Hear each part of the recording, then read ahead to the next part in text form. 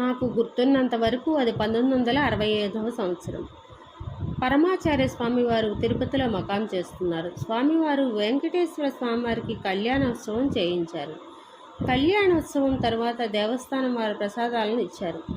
కళ్యాణోత్సవం చేయించిన వారికి స్వామివారు దర్శనం కల్పిస్తారు. వీరిని మామూలు క్యూ లైన్లో కాకుండా వేరేగా స్వామివారి దర్శనానికి పంపిస్తారు. ఆలయ పేష్కారు స్వామివారిపై ఉన్న అపరిమిత భక్తి వల్ల పరమాచార్య స్వామివారితో ఉన్న మా అందరినీ శ్రీనివాసుని దర్శనానికి రమ్మని పిలిచాడు. మేము దాదాపు ఒక 15 మంది దాకా ఉన్నాము. అప్పుడు పేష్కారుతో మా శ్రీ మహాస్వామి వారు కళ్యాణోత్సవం చేయిస్తే ఎంతమందిని దర్శనానికి అనుమతిస్తారు అని అడిగారు. 6 మందిని అని పేష్కారు బదులిచ్చాడు. అలా అయితే మేము 6 మంది మాత్రమే విశేష దర్శనానికి వస్తాము. నేను, పుదు పెరియావ, మరో 4 అని చెప్పారు. వెంటనే పేష్కారు అందరూ వెళ్ళవచ్చు, ఏమీ పర్వాలేదు అని అన్నారు. అది తప్పు, అధర్మం. దేవస్థానం ఒక నియమం చేసింది.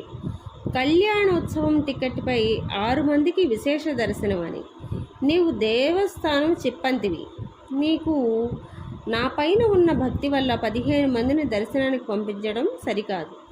దీనివల్ల 2 తప్పులు జరుగుతాయి. దేవస్థానం తీసుకునే నిర్ణయాలను ఒక దేవస్థానం ఉద్యోగియే ధిక్కరించడం, అంటే నిబంధనలను పెట్టిన వారే వాటిని పాటించకపోతే ఇక ఇటువంటి నిబంధనలు ఎందుకు?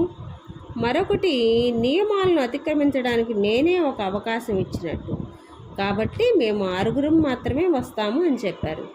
పేష్కార్ ఏదో చెప్పబోతుండగా మహాస్వామి వారి మధ్యలోనే, ధర్మం కేవలం ప్రచారం చేయడానికి మాత్రమే కాదు, స్వయంగా దాన్ని తప్పక అనుష్ఠానించి చూపాలి.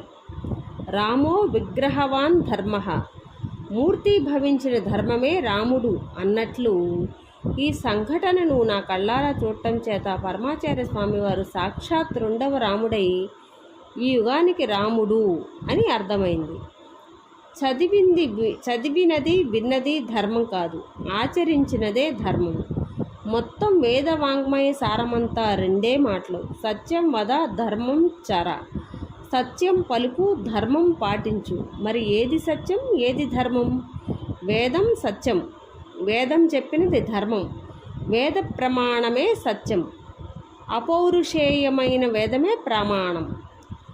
అపార కరుణాసింధుం జ్ఞానదం శాంతరూపిణం శ్రీ చంద్రశేఖర గురుం ప్రణమామి ముదావహం. సో మీకు ఈ ఛానల్ నచ్చినట్లయితే తప్పకుండా సబ్స్క్రైబ్ చేసుకోండి.